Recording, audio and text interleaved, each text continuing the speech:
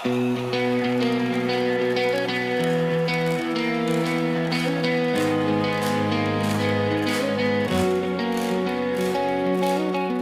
za krokem, ticho a pevně, hlava ví, co je třeba. Čas je přítel, ne soupeř, a já stavím své sny krok po kroku. Cesta není vždy snadná, ale pevnost je v každém kroku. Co je pravé, držím blízko a nechám růst to, co má stát. Kozoroch, ticho, co má sílu, trpělivost, co neskazí čas. V každém rozhodnutí, v každém kroku je zkušenost, co vydrží navždy.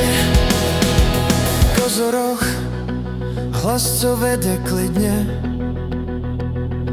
bez spěchu a bez zmatku. Každý den je výzva a já ji přijímám s otevřeným srdcem.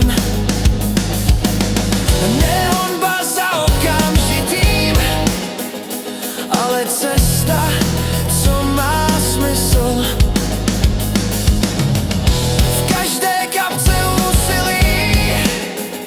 Je síla, co staví svět. Když se ostatní ztrácí v hluku, já stojím pevně víc než kdy dřív.